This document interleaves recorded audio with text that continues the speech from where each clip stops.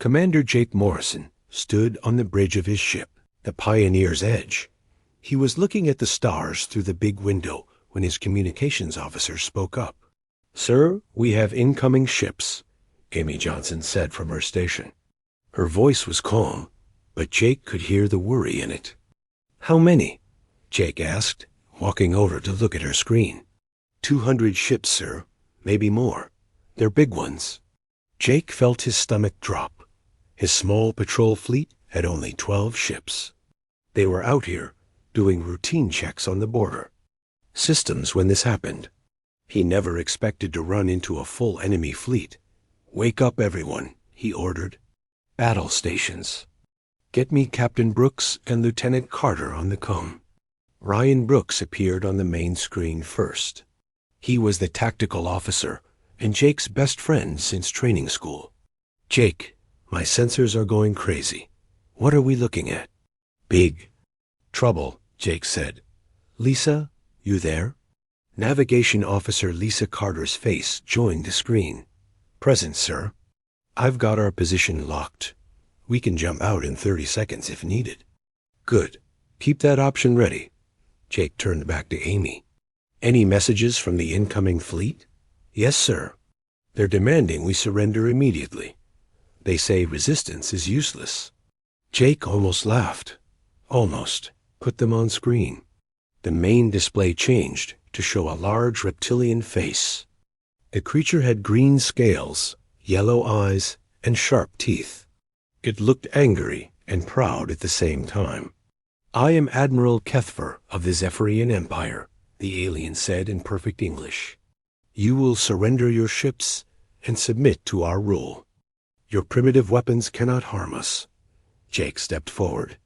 "This is Commander Morrison of the Earth Defense Force. You are in human space. Leave now or face the consequences." The alien made a sound that might have been laughter. "Human space? You control nothing, primitive creature. We have conquered 47 star systems. Your 12 tiny ships are nothing against our mighty fleet." "Maybe," Jake said, "but we won't go down without a fight. Then you will die like the others who opposed us." The alien cut the transmission. Jake looked around his bridge. Amy was checking her equipment. Lisa was preparing jump coordinates. Ryan was loading weapons. Nobody looked scared. They all looked ready. "Sir," Ryan said, "their ships are old designs, big and slow. Our ships are faster and more flexible. What's the plan?" Lisa asked. Jake studied the tactical display. The enemy ships were moving in. A straight line toward them. It was a classic formation for overwhelming force. But it had weaknesses. "We're not going to fight them head-on," Jake said. "We're going to hit and run. Use our speed. Hit them from different angles and disappear before they can respond." "That's risky," Amy said. "If they catch us... They won't catch us if we're smart about it." Jake activated the fleet com. "All ships, this is Morrison. We're going to show these lizards what human tactics look like." The 12 human ships spread out in a wide formation.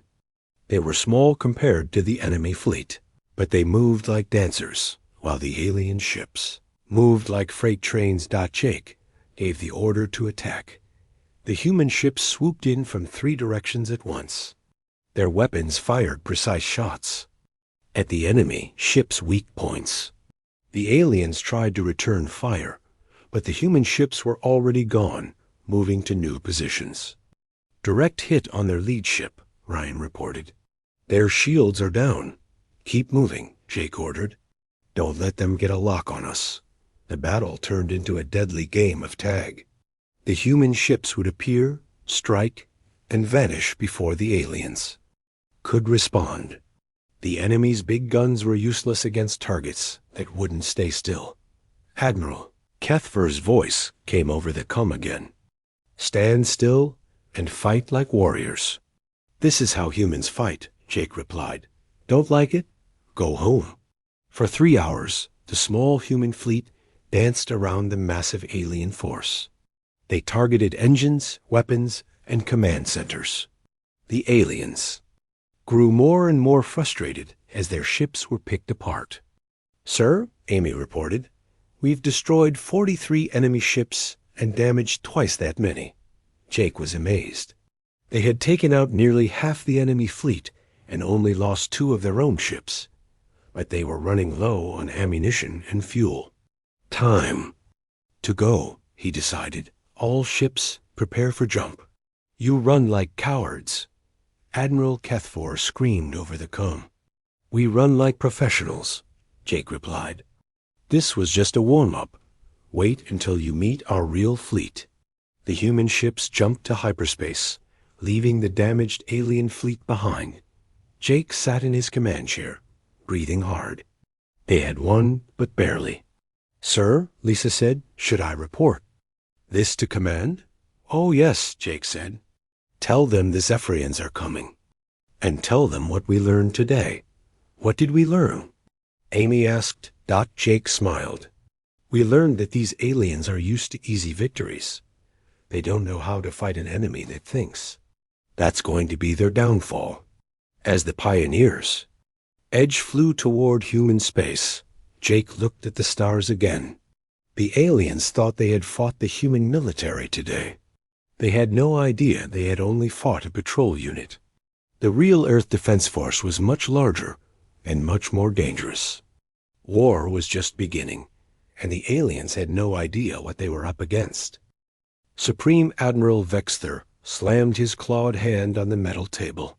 The sound echoed through the command room of his flagship, Dominion's Wrath. Around him, his officers stood silent and afraid. "Explain this to me again," he growled, his yellow eyes burning with anger. "How did 12 tiny ships destroy 43 of our vessels?" General Thakson, his military advisor, looked uncomfortable. "Sir, the humans used unusual tactics. They didn't fight in formation. They attacked from all sides and disappeared before we could respond." "Impossible," Vexter hissed. "Our weapons are superior. Our ships are bigger and stronger. How can primitives defeat us?" Intelligence Chief Mordique stepped forward. "Sir, perhaps the humans are not as primitive as we thought. Their ships are fast and their pilots are skilled." Vexter's tail lashed behind him. "Skilled? They ran away. What kind of skill is that?" "The kind that wins battles," Mordic said quietly. The Supreme Admiral turned his angry gaze on his intelligence chief. "Are you defending them?" "No, sir. I'm trying to understand them. If we don't learn from this defeat, we'll make the same mistakes again." Before Vexter could respond, an aide rushed into the room. "Sir, we have reports of another human attack. They hit our supply depot in the Kepler system." "What? How many?" "Ships? Only 8, sir. But they destroyed everything. Our fuel supplies, our ammunition, our food stores, everything." Vexter felt his anger grow even hotter. 8 ships? 8 ships did this much damage? The aide nodded nervously. "Yes, sir. They used some kind of new weapon. Very precise. They hit exactly what they wanted to hit and nothing else." Captain Ben Taylor smiled as he watched the enemy supply depot burn. His ship, the Defiant Star, floated safely in space with 7 other human vessels. The attack had taken only 20 minutes. "Nice work, everyone," he said into his comm. "Clean strike. No civilian casualties." His engineer, Kate Phillips, looked up from her station. "Sir, we used very little ammunition. These new targeting systems are amazing. The aliens don't know what hit them," added Sam Martinez, the weapons officer. "Their defenses were designed for big fleet battles, not precision strikes." Ben nodded. The human military had learned a lot from the first encounter with the Zephyrians. The aliens fought like they were still in the old days, with massive formations and overwhelming force. But modern warfare was about precision, speed, and intelligence. "Kate, how long until the enemy reinforcements arrive?" he asked. 30 minutes, sir. Maybe less. Then we better get out of here. Set course for the rally point. As the human ships jumped to hyperspace, Ben thought about the war. The Zephyrians were strong, but they were also predictable. They always did the same thing: gather. A huge fleet and attack head-on. It worked against species that fought the same way. But humans had learned to fight differently. Back on the Dominion's Wrath, Vexter was reading intelligence reports. The humans had hit supply depots, communication, stations, and patrol bases all along the border. Small groups of ships were causing massive damage to the Empire's war effort. "Sir," Mordick said, "I've been analyzing the human communications we intercepted. What did you find?" "They keep talking about advanced scouts and preliminary operations. They mentioned something called forward reconnaissance units." Vexter's eyes narrowed. "What does that mean?" "I think it means the forces we've been fighting are not their main military. They might be just scouts, checking our defenses." The Supreme Admiral laughed. "Ridiculous. If these are their scouts, their main force can't be much bigger. These primitives don't have the resources to build a large fleet." "But sir, what if we're wrong? What if these small forces are just the beginning?" Vexter stood up to his full height. "Then we'll crush them with overwhelming force. Prepare 5,000 ships for invasion. We'll show these humans what real power looks like." In another part of the ship, Dr. Elena Rodriguez sat in a prison cell. She was a human xenobiologist who had been captured during the first battle. The Zephyrians wanted to question her about human society and military strength. 2 guards brought her to an interrogation room. Admiral Cathfor was waiting for her. His scales were darker now, and he looked tired. "Sit down, human," he ordered. Elena sat calmly. She had been trained for this situation. "What do you want to know?" "Your military strength. How many ships do you have? How many soldiers?" Elena smiled. "Why would I tell you that?" "Because if you don't, we'll destroy every human world we find." "You're already trying to do that," Elena said, "so threatening me won't work." Cathfor leaned forward. "Your small fleets have been lucky so far, but luck runs out. When our main invasion force arrives, your resistance will crumble." "Your main invasion force?" Elena tried to sound worried. "How many ships?" 5,000 of our finest vessels. More than enough to sweep away your pathetic defenses." Elena pretended to look shocked. 5,000? That's a lot. "Finally, you understand. Your advanced scouts and reconnaissance units won't save you then." Elena hid her smile. The alien had just revealed important information. They thought the human forces they'd been fighting were advanced scouts. They had no idea those were just patrol units and local militias. "I suppose you're right," she said sadly. "Our forward units can't stand against such a force." "No, they can't. So you might as well tell me about your defenses." "It will save lives." Elena shook her head. "I won't betray my people. But I will say this. You have no idea what you're up against." Cathfor's eyes glowed with anger. "We'll see about that."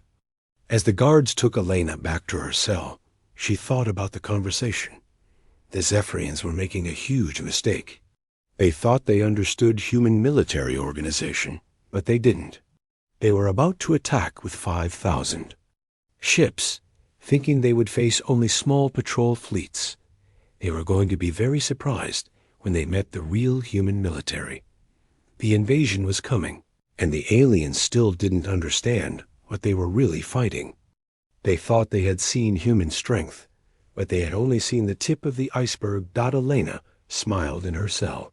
Soon, the Zephyrians would learn the difference between human scouts and human soldiers. It would be a lesson they would never forget. The Zephyrian invasion fleet dropped out of hyperspace near the human colony world of New Terra. 5,000 ships spread across space like a metal cloud. blocking out the stars. Supreme Admiral Vexter stood on his bridge, confident that this overwhelming force would crush human resistance once and for all.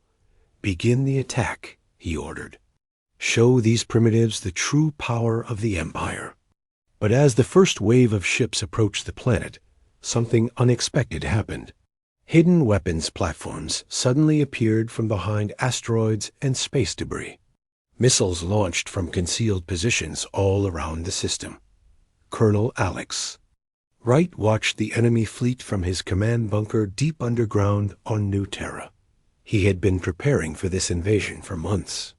The early warning from Commander Morrison's patrol had given them time to set up defenses. "Sir, the enemy is taking heavy casualties," reported Major Sarah Thompson from her position at the tactical display. "Our hidden platforms are hitting them hard." "Good," Alex said, "but this is just the beginning. They'll adapt quickly." "Tony, are the evacuation routes clear?" Lieutenant Commander Tony Clark nodded. "All civilians are in the deep shelters. The resistance cells are in position." Alex looked at the display showing the enemy fleet. Even with their surprise attack, the humans were still outnumbered 50-1. But they had advantages the aliens didn't expect. The first Zephyrian landing ships reached the planet's surface. They expected to find defenseless cities and cowering humans. Instead, they found empty buildings and booby traps. Every street corner became a kill zone. Every building hid human soldiers with advanced weapons. Captain Maria Santos led one of the evacuation teams through the underground tunnels. Her job was to get civilians to safety while the military fought the invaders. But she wasn't just running away. "Team 3, this is Maria," she spoke into her radio. "The aliens just entered Sector 7. The trap is ready." "Copy that, Maria.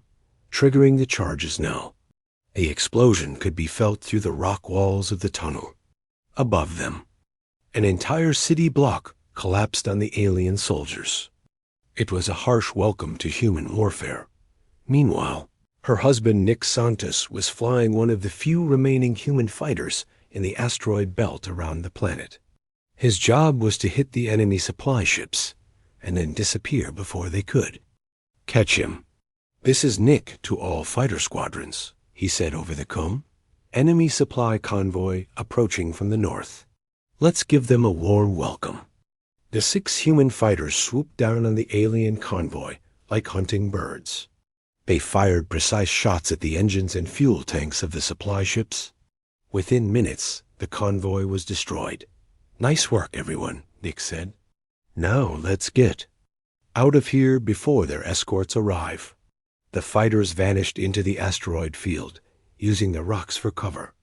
The alien escort ships arrived to find only burning wreckage and no sign of the attackers.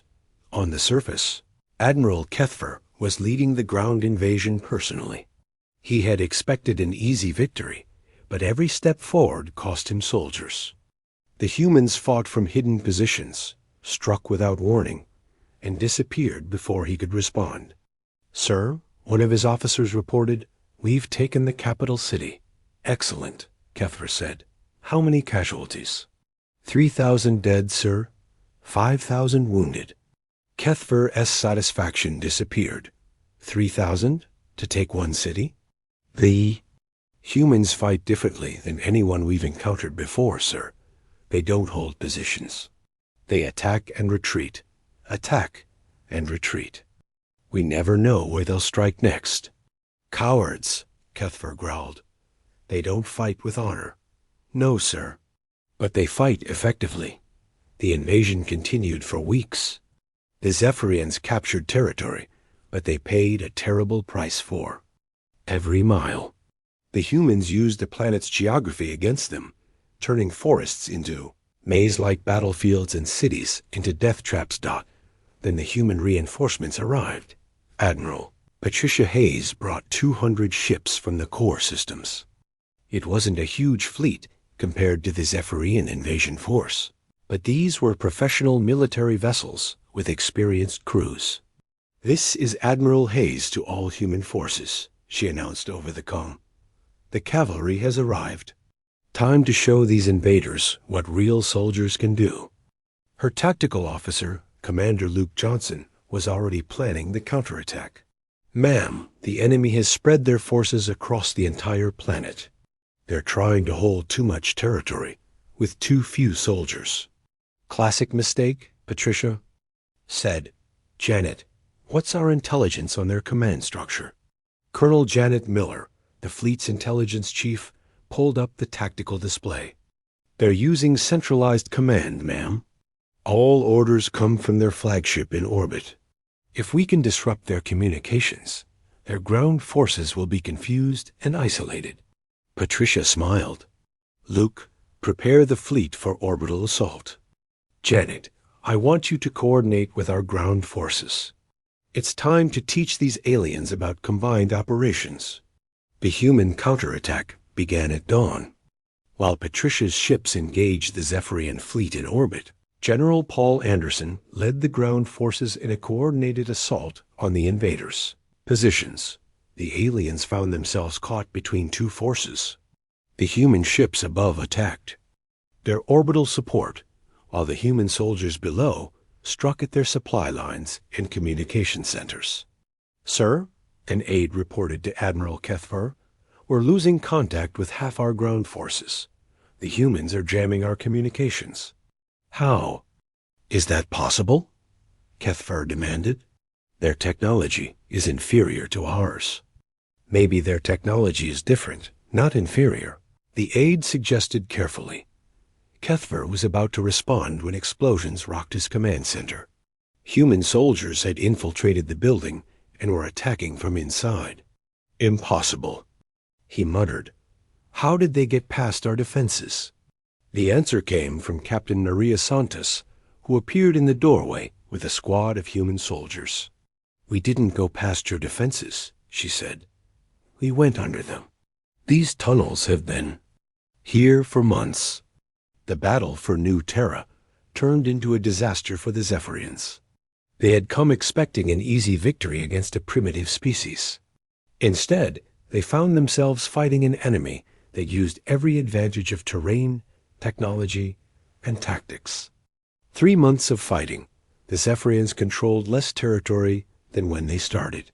They had lost over 1,000 ships and tens of thousands of soldiers. The humans, meanwhile, seemed to grow stronger with each battle. Supreme Admiral Vexter received the reports from New Terra with growing concern. His mighty invasion force was being torn apart by what he thought were colonial militias and border guards. Sir, Intelligence Chief Mordek said carefully, perhaps we should reconsider our intelligence about human military strength. What do? You mean? The forces we're fighting. They're too organized, too skilled to be just colonial defenses.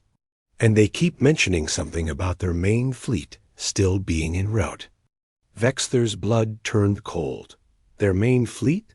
You mean there are more of them? I'm afraid so, sir. Much more. For the first time since the war began, Supreme Admiral Vexter felt something he hadn't experienced in decades. Fear. If these were just the human border guards and colonial militias, what would their real military be like? He was about to find out. Commander Ashley Davis sat across from the captured Zephyrian officer in the interrogation room.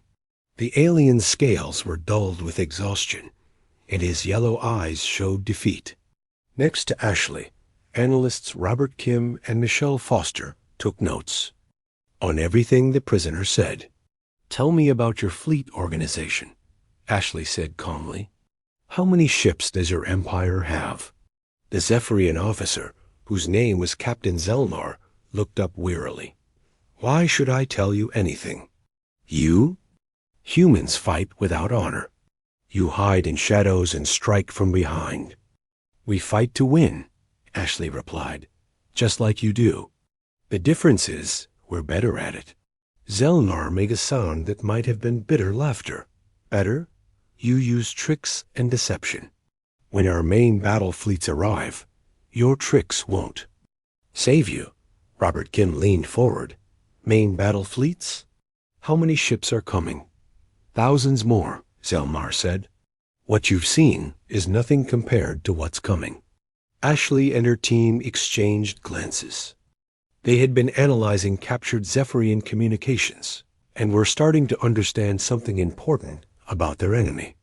Captain, Ashley said, I think there's something you don't understand about us. What's that? The forces that have been defeating you, they're not our main military either. Zelmar's eyes widened. What do you mean?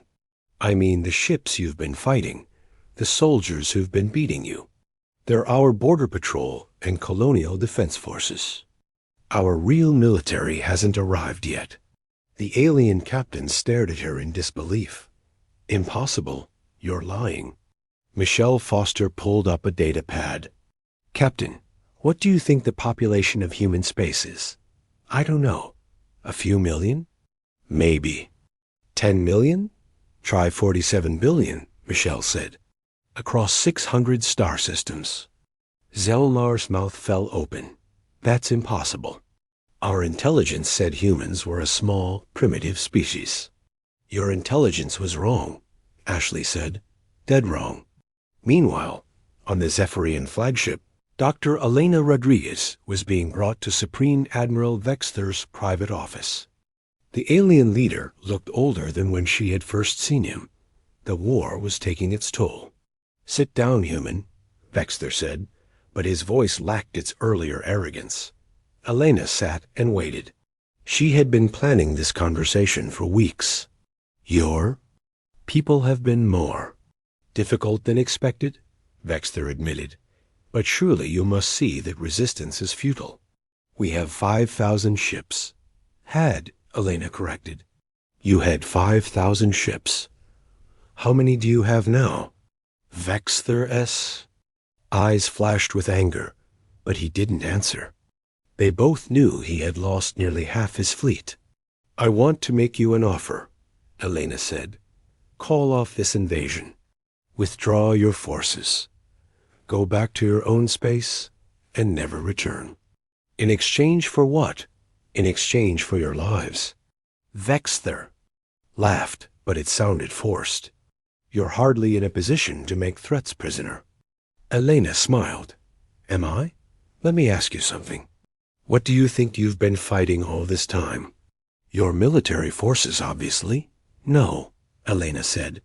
You've been fighting our advanced scouts, our colonial defense forces, our border patrol. You know what we call the forces you've been fighting? Vexther leaned forward despite himself. We call them weekend warriors, part-time soldiers, citizens who train a few hours a week in case of emergency. The alien's face went pale. You're lying. Am I? Haven't you wondered why these primitive humans keep mentioning that their main fleet is still coming?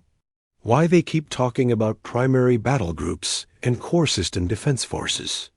Vexther said nothing, but Elena could see the fear growing in his eyes. Let me explain something to you, Elena continued. The United Earth Naval Command has been preparing for this war for 50 years. We have battle fleets that make your invasion force look like a patrol squadron. We have weapons you can't imagine and tactics your strategists have never seen. If that's true, why haven't they arrived yet? Because they're still mobilizing. Do you know how long it takes to coordinate the movement of 50,000 ships? How about planning the logistics for 1 million soldiers? Vexther's hands were shaking now. 50,000 ships? That's just the first wave, Elena said casually. The real Earth Defense Force has been building for decades. Every human world has shipyards. Every human city has military academies. We've been preparing for a war like this since we first left our home planet. The Supreme Admiral stood up abruptly and walked to the window. Outside, he could see the stars, but they didn't look as friendly as they once had. You're trying to frighten me, he said. I'm trying to save your life, Elena replied, and the lives of your soldiers. At that moment, an aide burst into the room. Sir, urgent message from our deep space sensors. What is it? We're detecting massive energy signatures from the direction of human space. Thousands of ships, sir. Maybe tens of thousands. Vexter felt his world collapse around him. Show me. The aide activated a holographic display. It showed a three-dimensional map of local space. From the direction of human territory, a massive fleet was approaching. The sensor readings were almost unbelievable. How many ships? Vexter whispered. We estimate at least 30,000, sir. And they're still coming. Elena stood up. That would be Admiral Jonathan Pierce with the Third Fleet. He's probably wondering why you're taking so long to surrender. As if summoned by her words, the communication system activated. A human voice filled the room. This is Admiral Pierce of the United Earth Naval Command, commanding the 3rd and 5th Battle Groups. Zephyrian forces, you are ordered to surrender immediately. You have engaged our forward reconnaissance units and colonial defense forces. Our primary battle fleets are now arriving. You have 1 hour to respond. The message was accompanied by detailed sensor data showing the approaching human forces. Ships larger than anything in the Zephyrian fleet, weapons platforms that dwarfed their most powerful vessels, and fighter squadrons that numbered in the thousands. Vexter sank into his chair. This is impossible. How can one species have so many ships? Easy, Elena said. We're not one species anymore. We're a civilization. Humans and the dozen other species who have joined us. We've been building this fleet for 3 generations, preparing for the day when someone would try to conquer us. Why didn't you use this fleet from the beginning? Because we hoped you would be reasonable.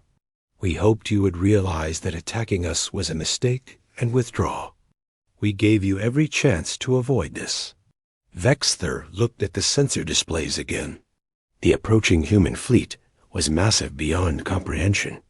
His invasion force, which had seemed so powerful when it left Zephyrian space, was nothing compared to what was coming.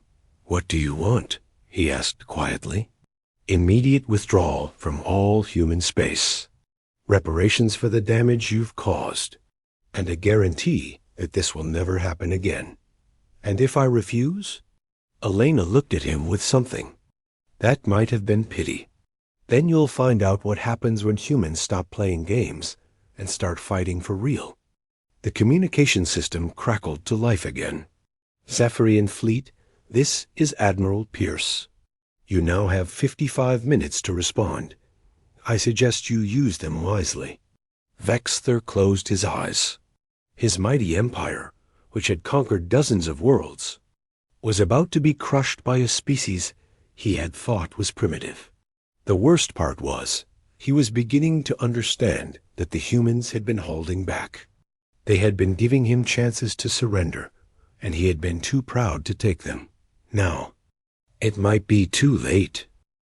Supreme Admiral Vexter called an emergency meeting with his surviving fleet commanders. The great conference room of the Dominion's Wrath, once filled with confident voices planning conquest, now held only worried whispers and fearful glances. Gentlemen, Vexter began, his voice heavy with defeat. We face a choice. Surrender or face complete destruction.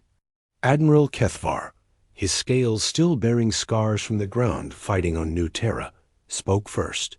Sir, surely we can negotiate. We still have over 2,000 ships. Look at the displays, Vexter said, pointing to the tactical screens. The approaching human fleet has 30,000 ships. And according to our prisoner, this is only their first response force. General Thakson studied the sensor readings. Sir, their ships are larger than ours. Their weapons signatures are off the charts. If even half of this data is accurate, we're facing a force that could destroy our entire empire. The humans have been playing with us, Intelligence Chief Mordek said quietly. Everything we've fought so far has been a test. They've been studying. U.S., learning our tactics, preparing for this moment. Outside the conference room, the human fleet was arriving in waves. Admiral Helen Crawford commanded the first battle group from her flagship, the Titan's Hammer. Her fleet alone was larger than the original Zephyrian invasion force. "Ma'am," her communications officer reported, "we're receiving surrender requests from several alien ships." "Hold position," Helen ordered. "Let them sweat a little longer. Admiral Pierce wants to handle the negotiations personally." Admiral Richard Stone's second battle group took position on the other side of the alien fleet. His ships were the newest in the human fleet, equipped with weapons that the Zephyrians had never seen before. "Admiral Stone to all ships," he announced. "Form a perimeter around the alien fleet. No one gets out without permission." The Zephyrians found themselves surrounded by a force that dwarfed their own. Everywhere they looked, human ships appeared. Massive battleships, sleek destroyers, and carriers launching thousands of fighters that Vice Admiral Karen White, known throughout the human fleet for her tactical genius, studied the alien formation from her command ship. "They're trying to bunch up for protection," she observed. "Classic defensive formation. It won't help them." Commander Jack Thompson, piloting the experimental dreadnought Earthshaker, received special orders from Admiral Pierce. "Jack, I want you to demonstrate our new precision weapons. Disable their flagship's weapons, but don't destroy it. Copy that, sir. One surgical strike coming up." The Earthshaker moved forward, its massive bulk dwarfing even the largest Zephyrian ships. Its weapons charged with a sound that vibrated through space itself. On the Dominion's wrath, Vexter watched in horror as the human dreadnought approached. "All weapons, target that ship." "Sir, our weapons are powering up, but ... double quotes, the Earthshaker fired once. A beam of pure energy struck the Zephyrian flagship with surgical precision. Every weapon on the ship was destroyed, but the ship itself remained intact. The crew was unharmed, but completely helpless. "Impossible," Vexter whispered. "They could have destroyed us completely, but they chose not to." Admiral Pierce's voice filled the bridge. "Supreme Admiral Vexter, this is Admiral Pierce. We have demonstrated that we can destroy your fleet at will. We choose not to because we are not conquerors. We are defenders. You attacked us. We did not attack you." Vexter activated his communication system. "Admiral Pierce, we surrender, completely and unconditionally." "I'm glad to hear that. But before we discuss terms, I want you to understand something. The forces you have been fighting for the past months were not our military. They were our border patrol, our colonial defense forces, and our civilian militia." "I know," Vexter said quietly. "We learned that too late. You attacked what we consider our children and grandparents," Pierce continued. "Our weekend warriors and part-time soldiers, and they beat you. Imagine what our professional military would have done." The communication was broadcast to every ship in both fleets. The human crews listened with pride, while the Zephyrians listened with growing shame. Dr. Elena Rodriguez, now freed from her cell, stood beside Admiral Pierce on his bridge. "Admiral, I think they understand now." "I hope so," Pierce replied, "because this message is going out to every species in the galaxy." He activated the fleet-wide communication system. "This is Admiral Pierce of the United Earth Naval Command to all ships and all species listening to this transmission. The Zephyrian Empire attacked human space unprovoked. They were defeated by our reserve forces and local militias. Let this be a lesson to anyone who thinks humanity is weak or divided." The message was recorded and transmitted across the galaxy. Within hours, every spacefaring civilization would know what had happened here. On New Terra, Colonel Alex Wright received the news of the surrender. His forces had been fighting for months, and now it was over. Major Sarah Thompson, joined him on the observation deck of their command bunker. "Hard to believe it's finished," she said. "Is it?" Alex asked. "This was just one empire. There are others out there." "Then they'll learn the same lesson," Sarah replied. "Don't mess with humans." The peace negotiations took place aboard Admiral Pierce's flagship. Dr. Elena Rodriguez served as the translator and cultural advisor. She had spent months studying the Zephyrians and understood their psychology better than anyone. "The first term is simple," Admiral Pierce announced to the Zephyrian delegation. "Complete withdrawal from all human space, immediately." Supreme Admiral Vexter nodded. "Agreed." "Second, reparations for the damage caused to our colonies and the families of our casualties." "How much?" Vexter asked. Admiral Pierce named a pool. Figure that made the alien's eyes widen. It was enormous, but not impossible for the Empire to pay. "Third, and most important," Pierce continued, "you will send a message to every species in the galaxy. You will tell them exactly what happened here. You will explain that you attacked what you thought was the human military, but was actually just our local defense forces." Vexter's pride rebelled against this demand. "You want us to broadcast our humiliation?" "I want you to broadcast the truth," Pierce said firmly. "Other species need to know that attacking humanity is a mistake. Your shame might save lives." "Doctor." Elena Rodriguez leaned forward. "Admiral Vexter, let me explain something about human nature. We don't want to conquer anyone. We don't want to rule the galaxy. We just want to be left alone to live our lives and explore the stars. But if you force us to fight, we will fight with everything we have." "I understand that now," Vexter said. "We thought you were weak because you didn't immediately attack us with your full force. We gave you chances to retreat because we hoped you would be wise enough to take them," Elena explained. "We prefer peace to war, but we're very, very good at war when we have to be." The negotiations continued for hours. In the end, the Zephyrians agreed to all human demands. They would withdraw, pay reparations, and most importantly, spread the word about what really happened. As the alien fleet prepared to leave human space, Supreme Admiral Vexter requested one final conversation with Admiral Pierce. "Admiral, May? I ask you something?" "Of course." "How long have humans been preparing for a war like this?" Pierce smiled. "Since the day we first looked up at the stars and wondered if we were alone. Every human generation has asked the same question. What if someone out there wants to hurt us? So we prepared. We built ships, trained soldiers, and developed tactics, just in case. And if we had not attacked, if we had come in peace, then you would have found the most welcoming species in the galaxy. Humans love making new friends. We would have shared our technology, our culture, our friendship. We would have invited you to join our alliance." Vexter felt a deep sadness. "We chose the wrong path." "Yes," Pierce agreed, "but it's not too late to choose a better one. The galaxy is big enough for all of us if we can learn to live in peace."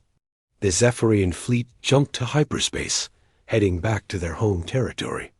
They carried with them a message that would spread across the galaxy.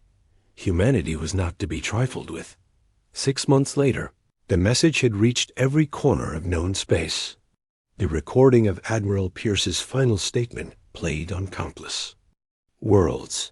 To all species listening to this transmission, the human race desires peace and friendship with all sentient beings. We will trade with you, learn from you, and share the wonders of the universe with you. But if you come to our worlds with violence and conquest in your hearts, you will face the same fate as the Zephyrian Empire. What they fought was not our army. It was our children playing war games. Our real military has not yet begun to fight." The message ended with footage of the massive human fleet that had forced the Zephyrian surrender. 30,000 ships, and the narrator's voice explaining that this was only a small fraction of humanity's total military strength. On Earth, in the headquarters of the United Earth Naval Command, Admiral Pierce met with his staff to discuss the aftermath of the war. "Sir," his aide reported, "we're receiving diplomatic requests from 47 different species.